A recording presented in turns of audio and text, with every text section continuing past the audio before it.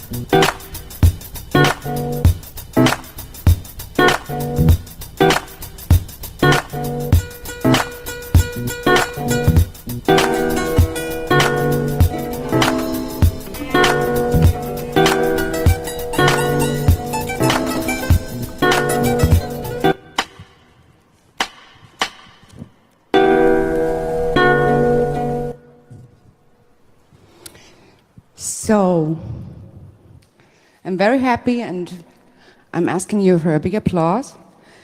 The title of the talk is Surveillance State Limited by Acts of Courage. And here is our speaker. It's Robert Thibault, and I'm asking to applaud now. Thanks.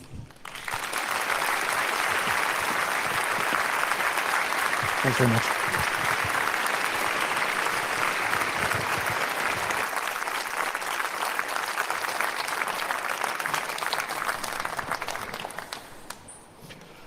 Well, thank you to the Computer Chaos Congress for inviting me here again this year.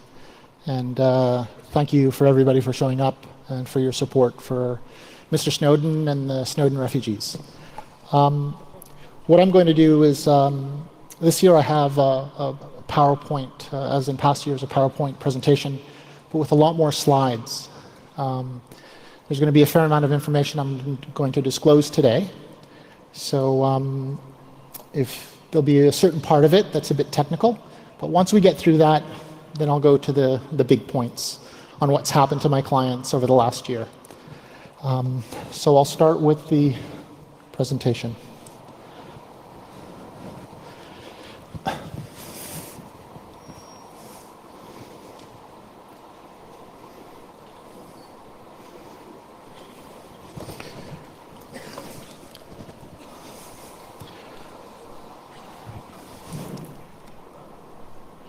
All right, and as you're all aware, Mr. Snowden was in Hong Kong 2013, and that's where he made his disclosures about the NSA egregious, illegal, and criminal conduct of basically using electronic mass surveillance to spy on pretty much every country in the world. And he's currently in exile in Russia, as we all know.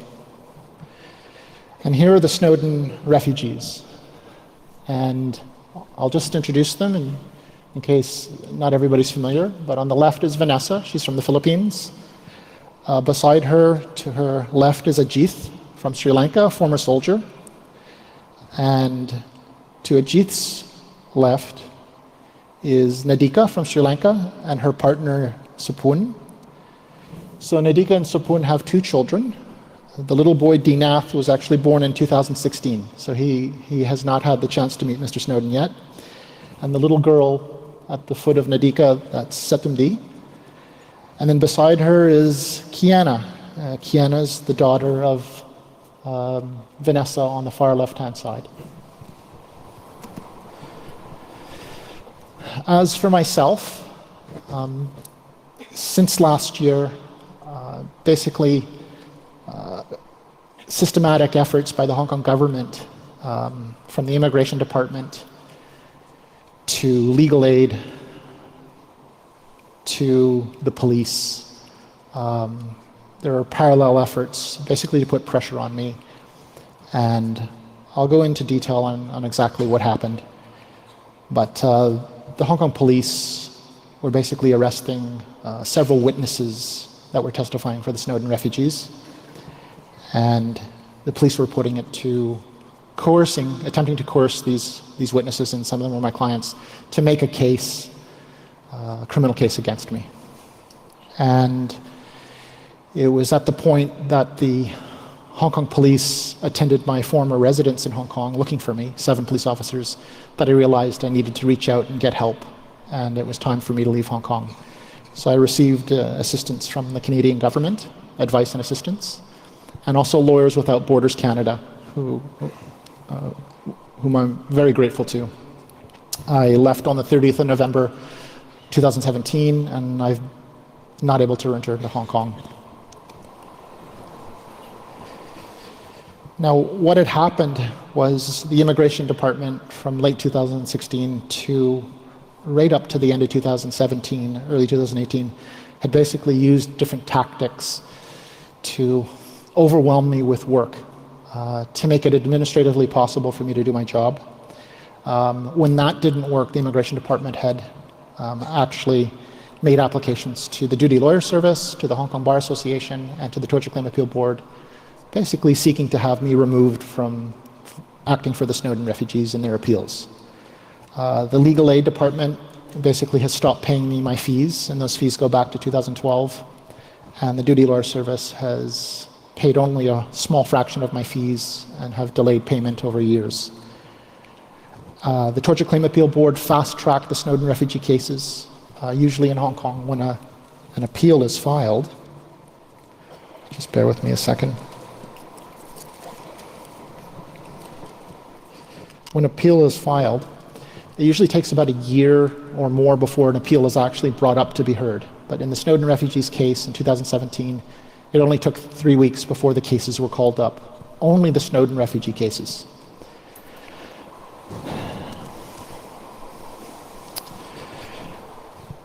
Now, what had happened this was unknown to us, and unknown to me till August 2017, but the Hong Kong police, they had been investigating the Sri Lankan police incursion into Hong Kong, targeting my clients.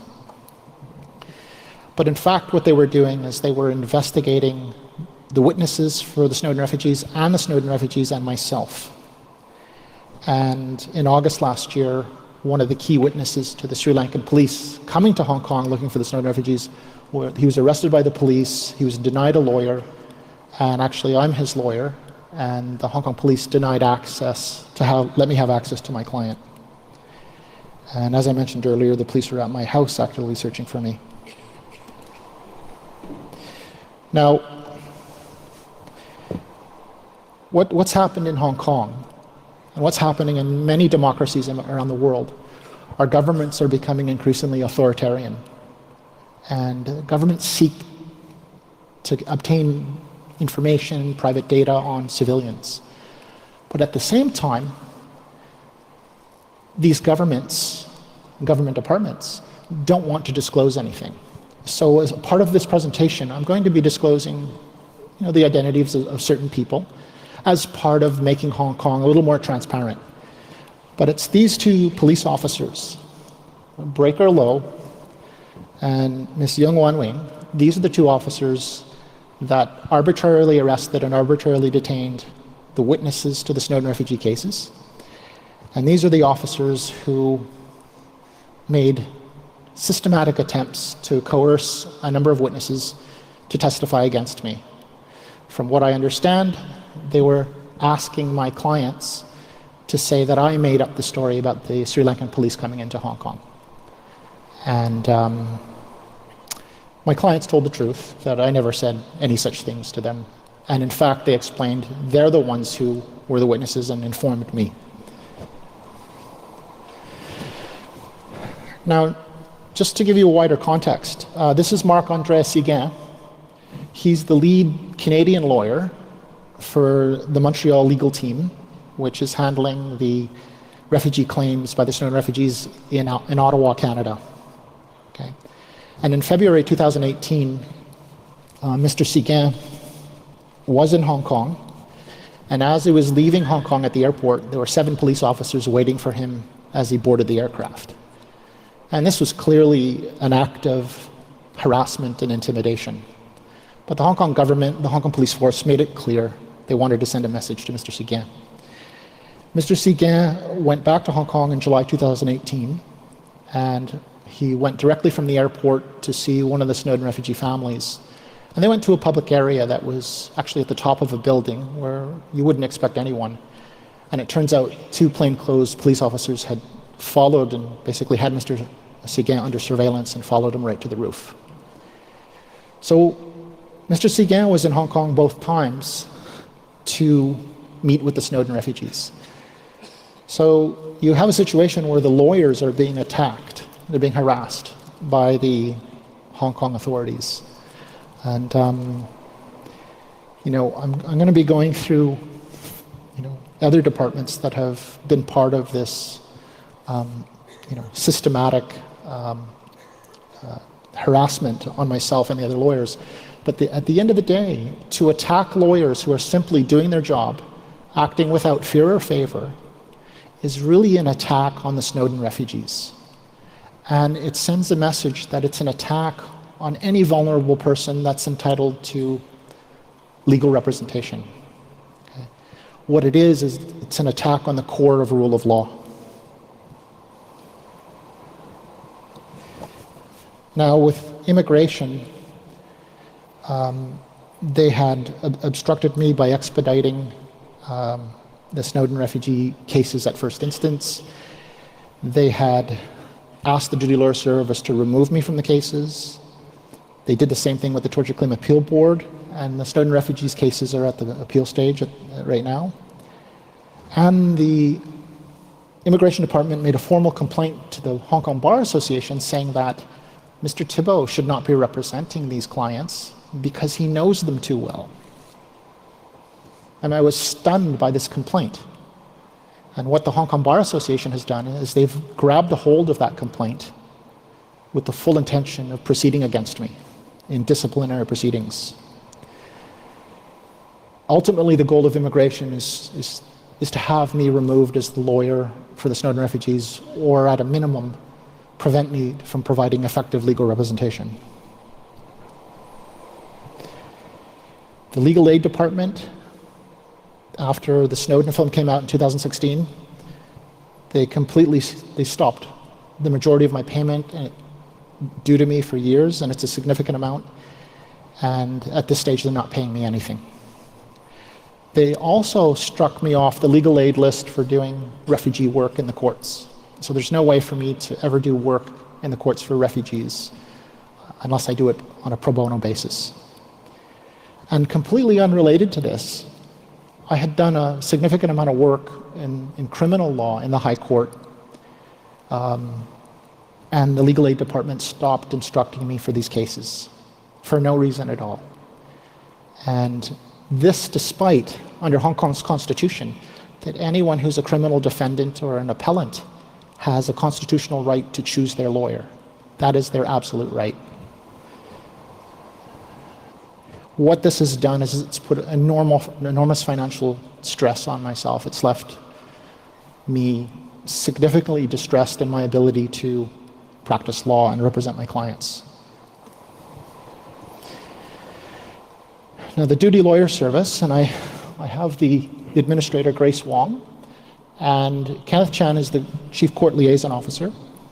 And these basically are the 2 key people operating the Duty Lawyer Service. But over the last year or so, they've only paid about 24% of my fees, and they've systematically delayed payment. And they've removed me from 2 of the 3 Snowden cases. But what I would say is that I still represent the Snowden refugees, but privately through a solicitor who instructs me. And the Duty Lawyer Service systematically stripped most of my clients away from me during this past year. And then in November 2016, just a little over a month ago, the Duty Lawyer Service basically expressly stated they didn't trust me, they didn't trust my professional competence. And at that point, despite the clients all trusting me, the actual clients, I was under a legal ethical obligation to resign from all my cases. I had no choice.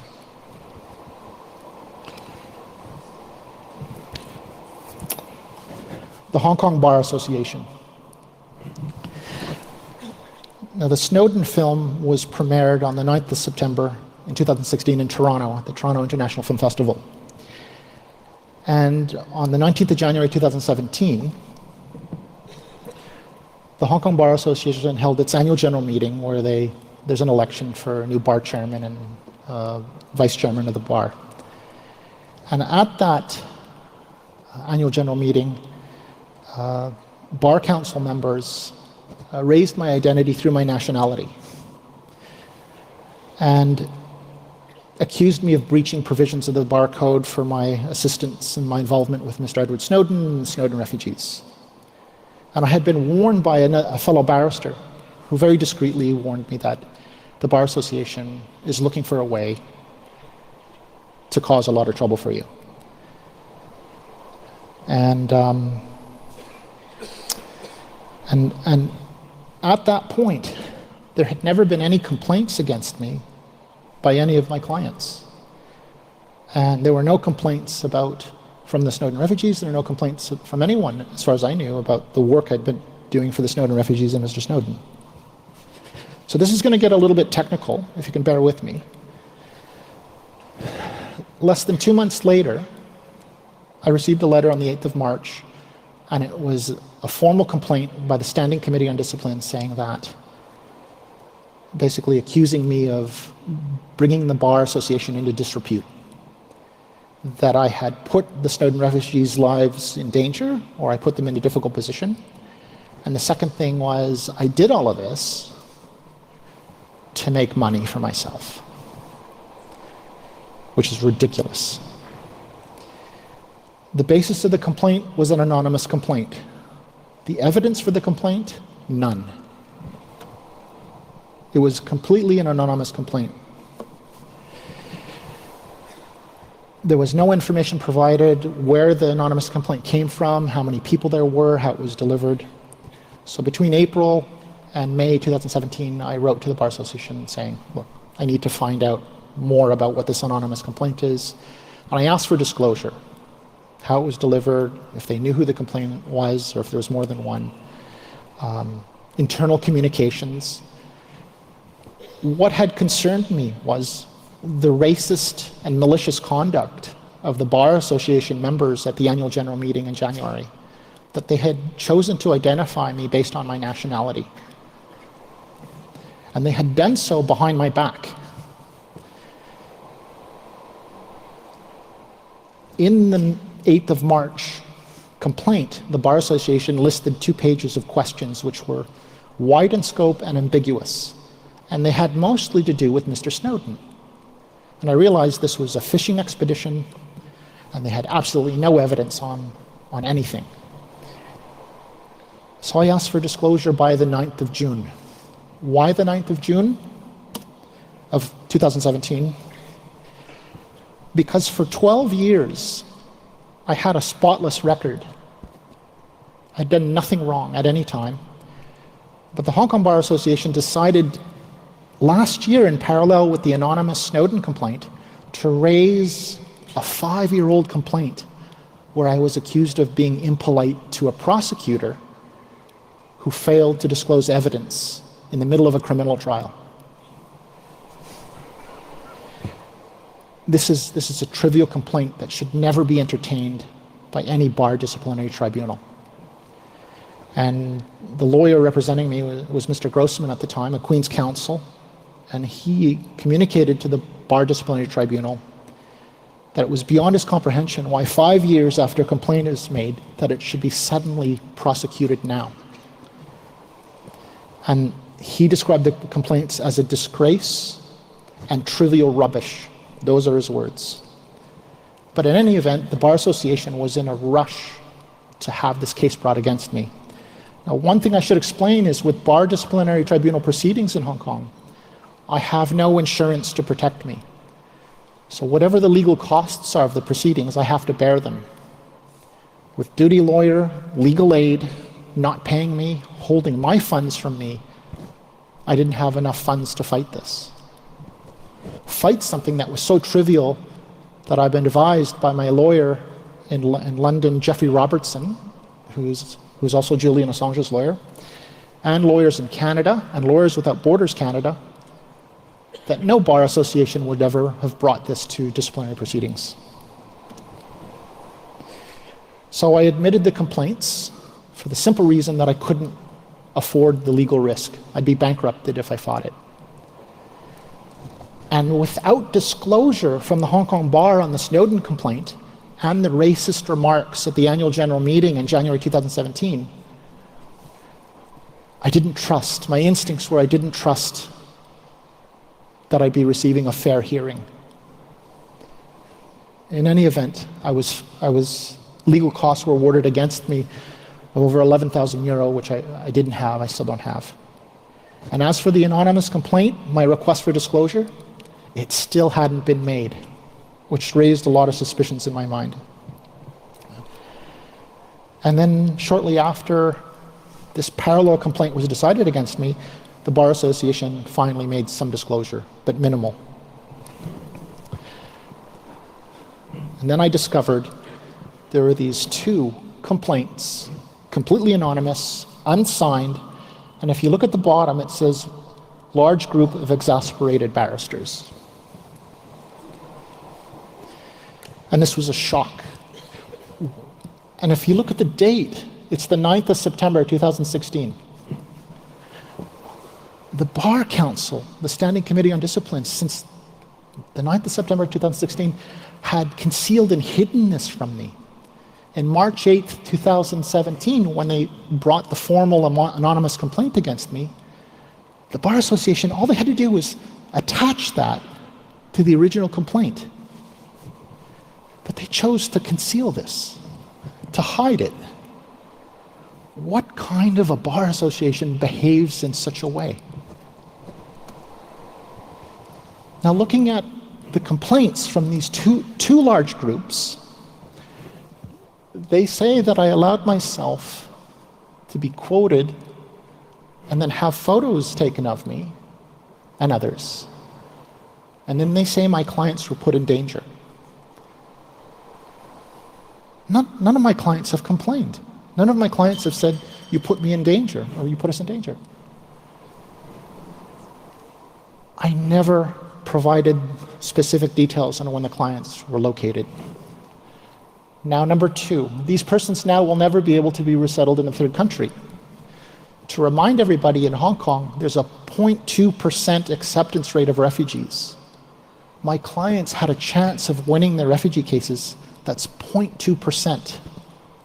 About 120 cases since 1992 have been accepted out of close to 40,000 refugee claims.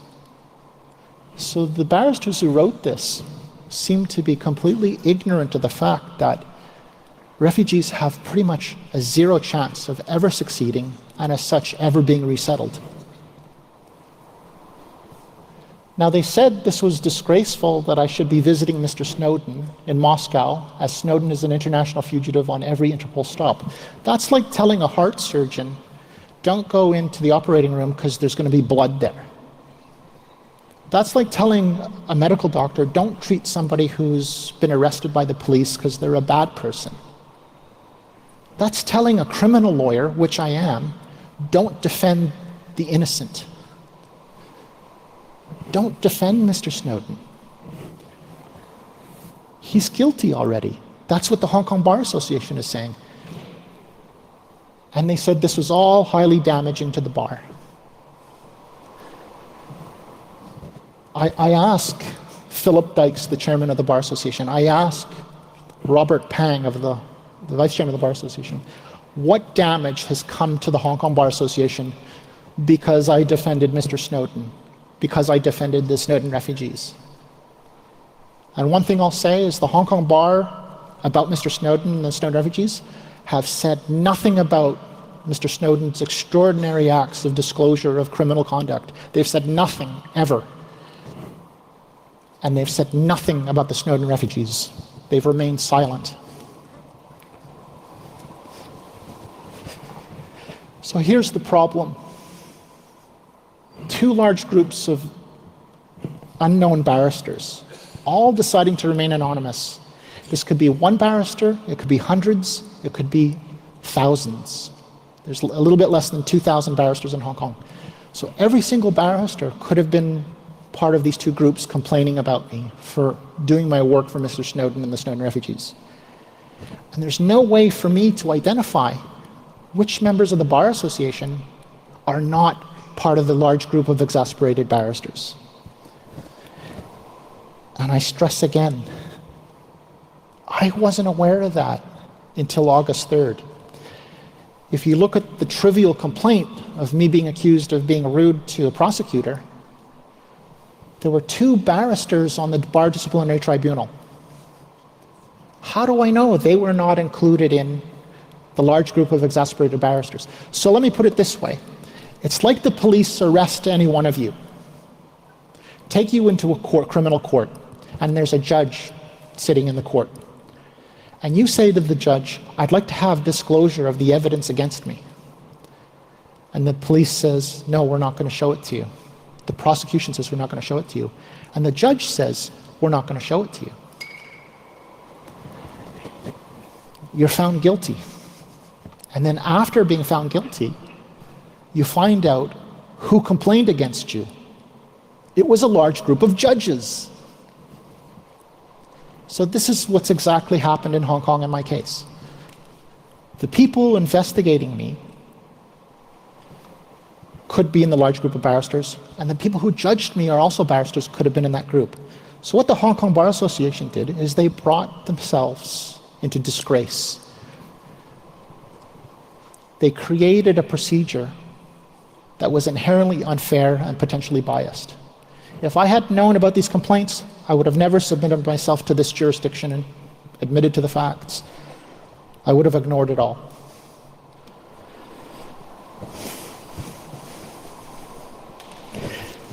So that judgment against me is illegal, and the fine against me, the cost order, is void. And the reason for that is the Hong Kong Bar Association's concealment of all of this. Mr. Robertson, Jeffrey Robertson, also Assange's lawyers, advised me, and I had wrote to the Bar Association, that in England, Australia, and Canada, no bar tribunal would act on an anonymous complaint. Absolutely not. Because there's the risk it's motivated by malice and prejudice. So you have to think about, in January 2017, when at the annual general meeting, the Hong Kong Bar Council members pointed me out by my nationality and made remarks against me that there was no evidence for. Robertson advised that it could have come from the CIA or another intelligence agency. And as for disclosure, Robertson, and as I know myself, pointed out that to have a fair procedure, the accused has a right to know who the accuser is and has a right to see the evidence before him. The bar also wanted information on clients, Mr. Snowden and the Snowden refugees, that are privileged and confidential. And there is absolutely no way Mr. Snowden or the Snowden refugees would waive privilege and allow me to disclose that. Nevertheless, the Bar Association continues to proceed against me. So there's 3 fatal problems with what the Bar Association did. The anonymous complaint, they should not and cannot proceed on it. It came from a large group of barristers who, for all I know, are the same people who were in the Standing Committee on Discipline, the same people in the Bar Council, and the same people in the Bar Disciplinary Tribunal. And that it's quite clear that the complaint, because it's all about Mr. Snowden, that it's politically motivated, and the targeting of me based on my nationality indicates that it's also malicious. And this is what Mr. Robertson's talking about. Lawyers Without Borders requested disclosure. Lawyers Without Borders Canada intervened and requested disclosure from the Bar Association. Bar Association said, no, it's confidential and privileged. How can an anonymous person have that kind of confidentiality and privilege? So the Bar Association is trying to defend unknown people, which makes no sense. Because no confidentiality or privilege exists. So this is again continued concealment by the Hong Kong Bar Association. Now after a year, why was all this happening? But after a year, the Hong Kong Bar Association brought 5 new complaints against me.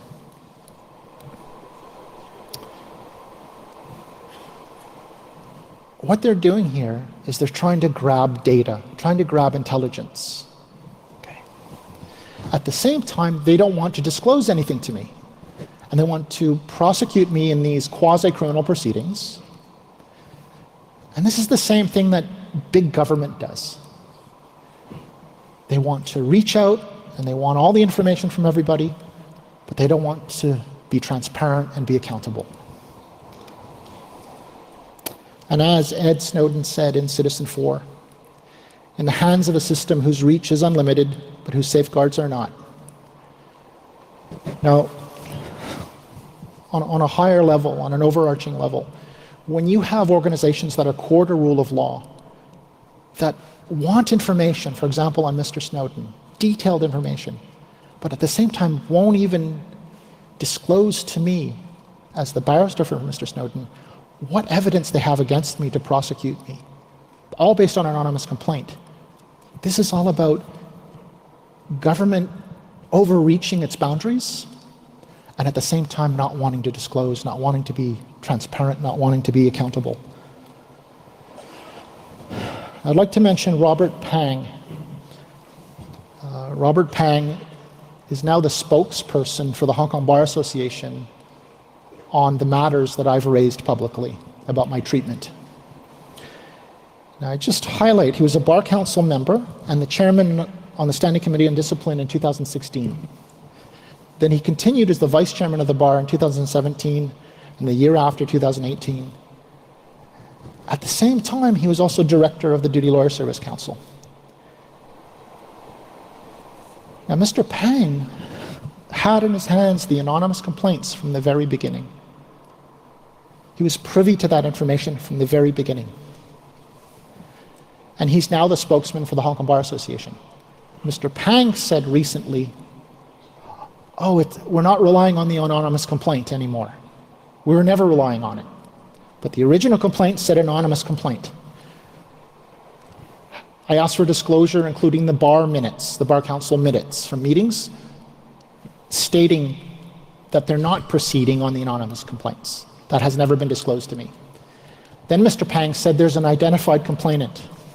For 2 years, I've asked for a disclosure of that.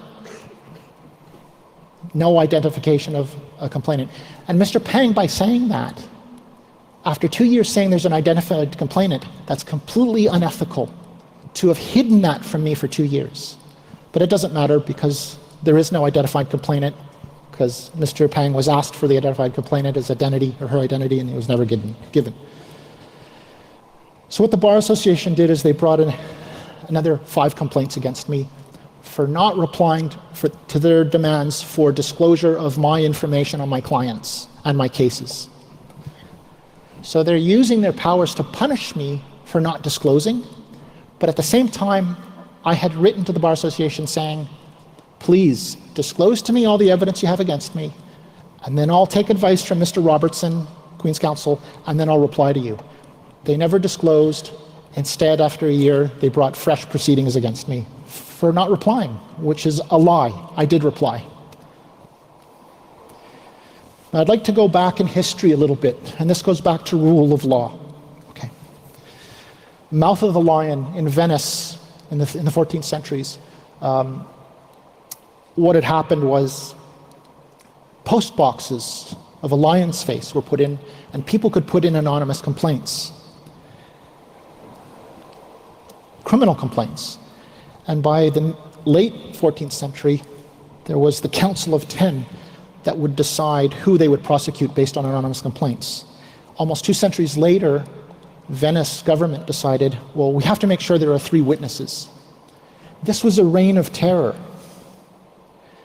And as Mark Twain had stated that, there were the terrible lions' mouths. These were the throats down which went the anonymous accusation, thrust in secretly in the dead of night by the enemy.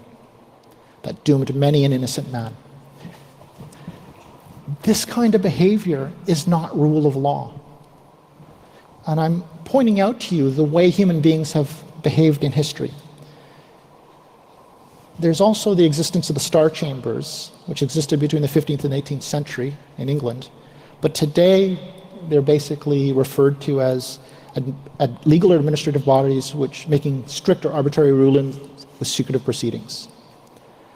And John Cameron, Queen's Counsel in Canada, in describing the way the Hong Kong Bar Association is behaving, says, "Does this remind you of the Star Chamber? Complainants and adjudicators protected from public accountability in a professional body engaged to protect the public."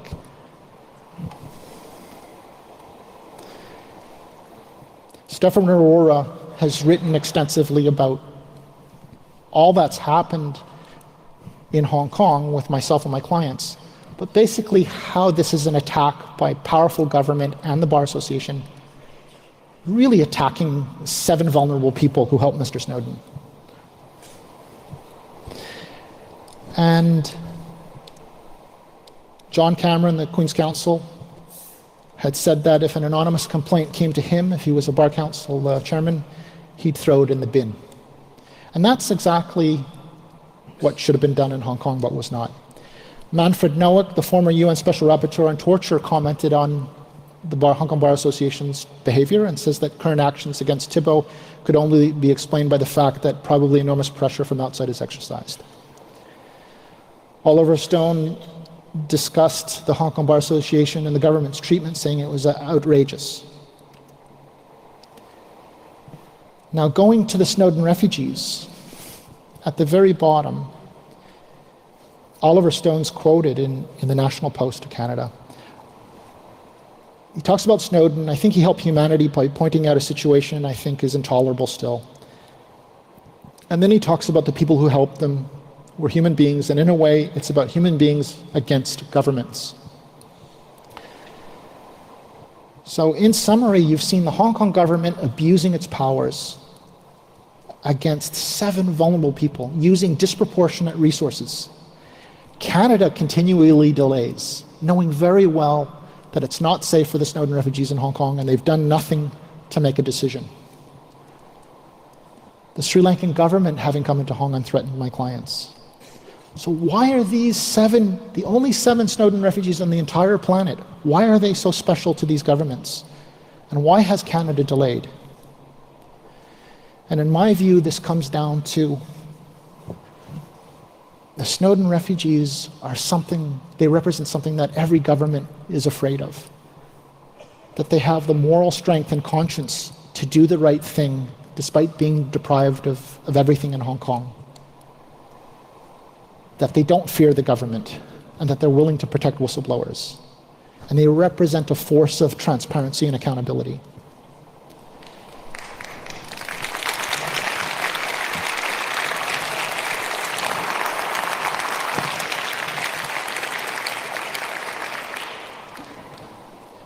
And Stone is asking, and he was quoted on the 29th of November 2018, why hasn't Canada taken in these people? You know, they'd be an asset. Just over a week ago, Justin Trudeau talked about Canada signing up to the Global Compact on migration.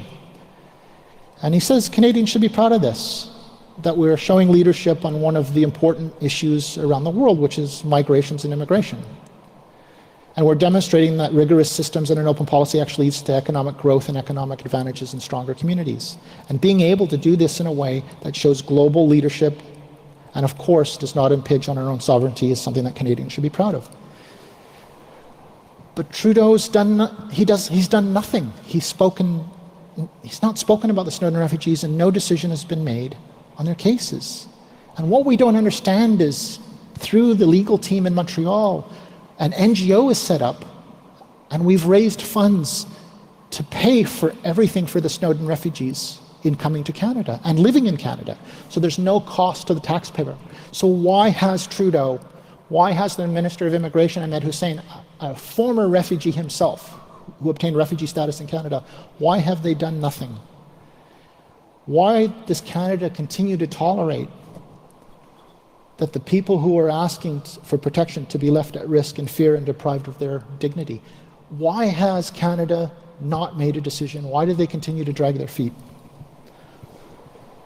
So there's a standoff. Hong Kong doesn't want to decide the cases. Canada doesn't want to decide the cases. I have no doubt if Canada rejects the cases, Hong Kong will reject them. So we have two jurisdictions, two states, dancing around the Snowden refugees and forgetting about them. And this is disgraceful.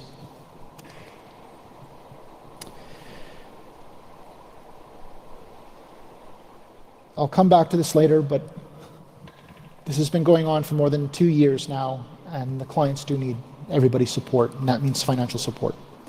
But I'll talk about that later. What I'd like to do is to have a short Q&A, and then after the Q&A, I'm going to proceed to another issue. So if anybody has any questions, I'll take questions for about 5 minutes. Need that, yeah. I'm going to give you some help with that. Okay. So do we have questions? Oh, we have a signal from the internet. Can I please listen to the question? Okay, we have a couple of questions here. The first one is as Hong Kong is increasingly under pressure from China, where harassment of human rights lawyers is routine, do you think China is involved in this case? And if so, is it based on pressure from the US or is it professional jealousy? The last part I couldn't understand. You talked about something about China, something about the US. Yes, do you think China is involved in this case? And if so, is it based on pressure from the USA? As Manfred Nowak had pointed out, in his view, it's likely there's a powerful outside force putting pressure on the Hong Kong bar, on the Hong Kong government. One thing I should mention is mainland China is the largest weapons and arms supplier to Sri Lanka. And there's clearly an interest of the mainland Chinese not to have Sri Lanka criticized. The second issue is Beijing and Hong Kong do not want ethnic minorities in their jurisdiction, particularly not refugees. Okay, China is ethnocentric in its politics, and at the same time, Hong Kong is not a multicultural society. So the narrative of the Snowden refugees is not consistent with the narrative of the Hong Kong government. The Hong Kong government is, there's no such thing as refugees or asylum seekers. They're all illegal migrants. They've only come in here to take money away from us. As for the United States, I have no doubt that the United States and the other Five Eyes have an interest in what happens in Hong Kong, and I have no doubt they're putting pressure on Canada. Okay, so do you want to go on with the next question from the internet? Yes, and also, are you surprised about how the other party strikes you so hard during this case? What? Are you surprised about how you got struck so hard during the case? I was surprised that the Hong Kong government were the instigators. The government that's supposed to provide international protection to refugees and asylum seekers, that it was the very party that my clients have put their trust into is the party that's attacked them and their lawyer. And this is disgraceful. And this whole conduct was a surprise in the beginning. But as things progressed, I realized that Hong Kong is not a democracy. It's an authoritarian system where the leaders are, the majority of the leaders and the leadership of Hong Kong is appointed by Beijing. So this is a jurisdiction that has had democratic freedoms and constitutional rights steadily eroded over the last couple of years. So no, it wasn't a surprise in the end, because quite clearly the Hong Kong government has no interest in listening to its society. They have no interest in listening to their wants, needs, and concerns. Okay, thanks. So if I see that right, we have one question over there. No, not really. Okay. Oh, there's another one. Yes, please. Micro number 2. Excuse me?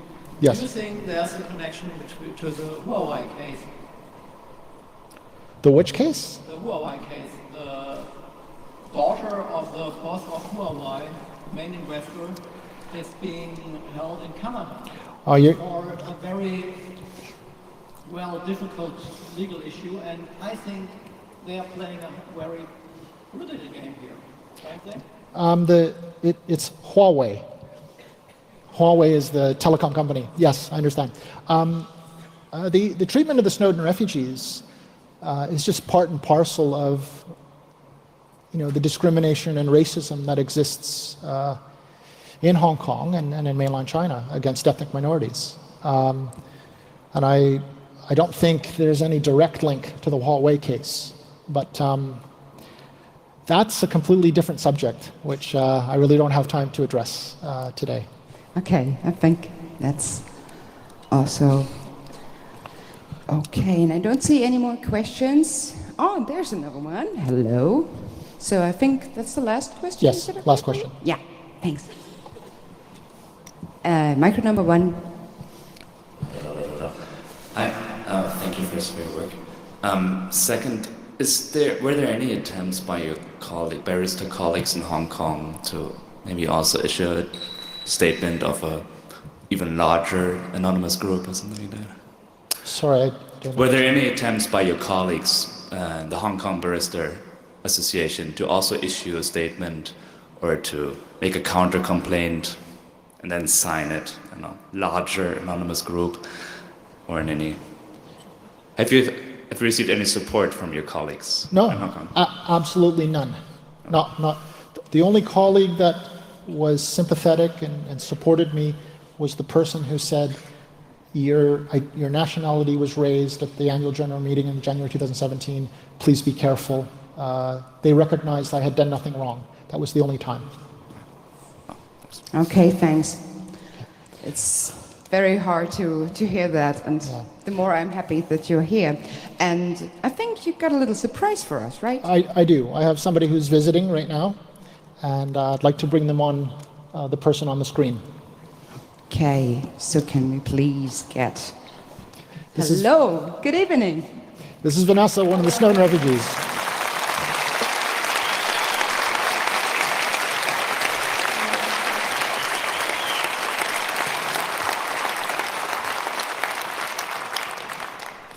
Hi, Vanessa. How are you? Yeah, I'm okay. All right. I'm just a bit nervous right now. All right. Don't be nervous. Is there anything you want to tell the audience today about your situation in Hong Kong? Yes. Thank you so much for supporting us for our difficult time. And now our lawyer is not here in Hong Kong because the Hong Kong bar,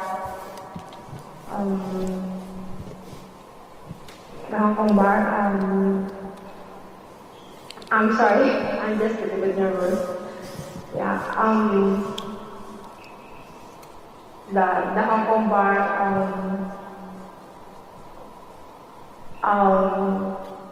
Vanessa, was it the Hong Kong bar that caused me to leave Hong Kong?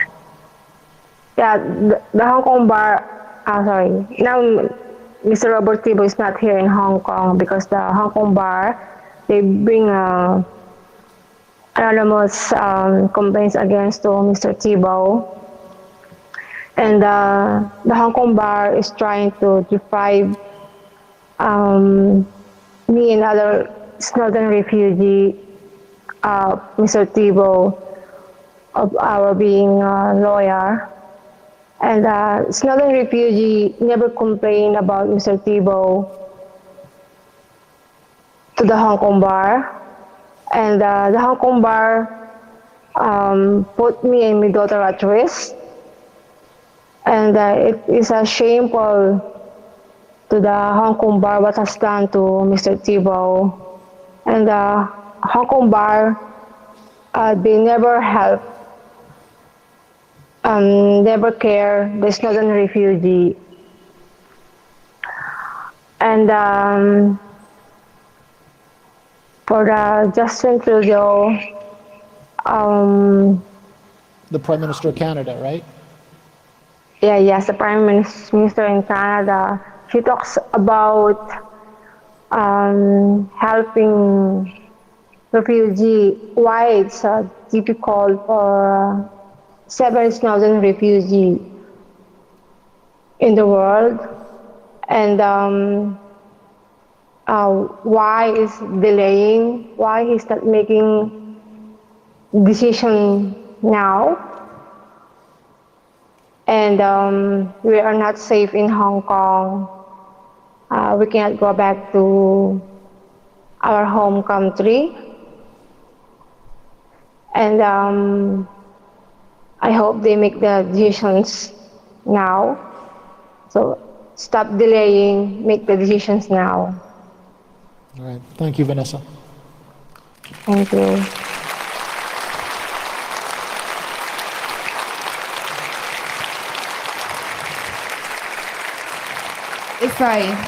If I just may step in very shortly, Would you you like? don't have to thank us. We have to thank you for Does what you anyone did. does anyone have any questions for Vanessa? Yeah. Do we have you time? have questions? You have the chance to ask directly. Don't be shy. Okay. I don't see any questions. All right.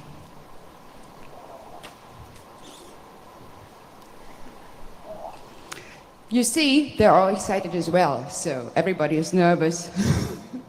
All right. Okay. If there's no questions, there's no questions. There's one There's a comment. question? Okay. Okay, microphone one. Please ask Hello? a question. Yeah. I'd like to know how's life for refugees in Hong Kong? So, do you feel there's any public support for refugees in Hong Kong, and how is your quality of living in general?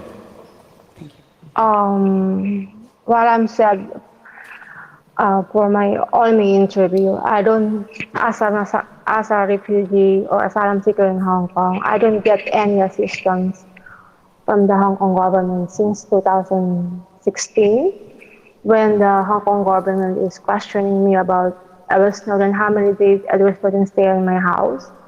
So I told her that I cannot answer her question. She should contact my lawyer, Mr. Robert Thibault. So after that, they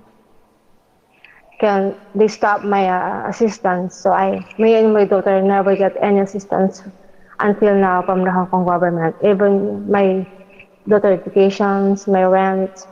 So it's so hard for me to survive, but I'm very thankful to my lawyer, Mr. Robert Thibault, and the people who support me in Canada and all over the world who make the donation and make us fundraising for us, so me and my daughter can survive in some Snowden refugee.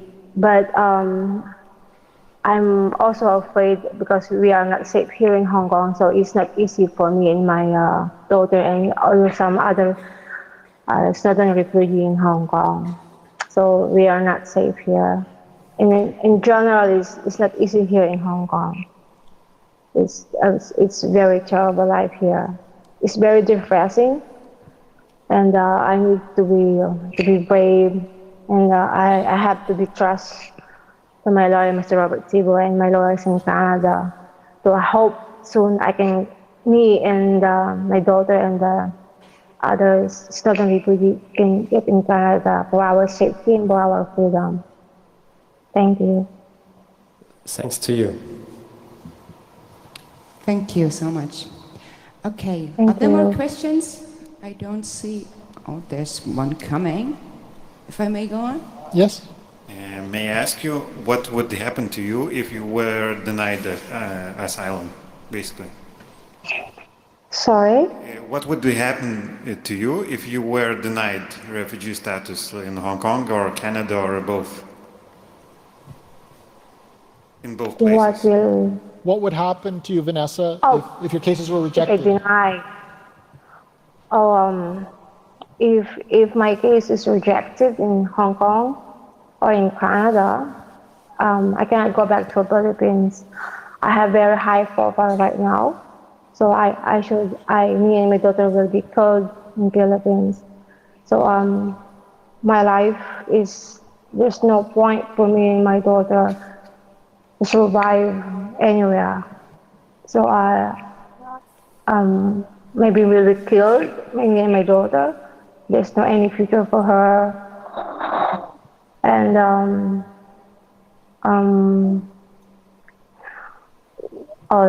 there's no life waiting for me and my daughter.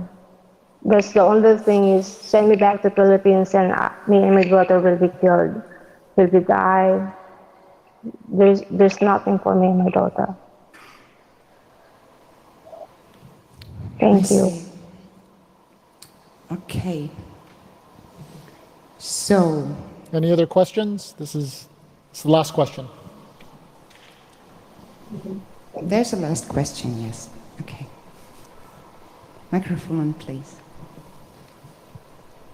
Hello. I'm kind of reluctant to asking you this, but I have to do. If you could go back in time and decide again, what would you do? Sorry, can you say it again?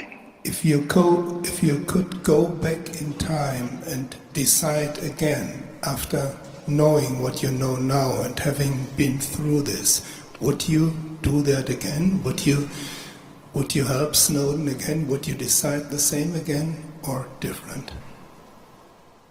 I'm always say yes. I wanted to help him, and for me, what he's do is the right thing. He's nothing do anything wrong, and I'm not doing anything wrong. I just help him, and for me, he needs help, so I help him. And Vanessa, would you do it again? Yes, I will help him again. Thanks. I will do it again.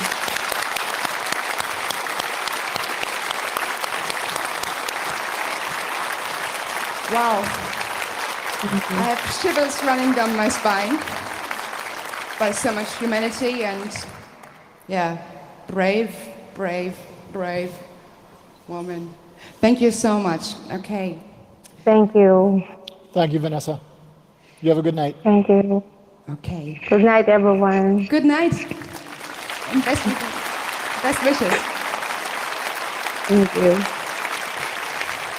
Okay. That's it. That's it. And let me just tell you, if you have some spare money, donate. It's a good cause. Thanks so much.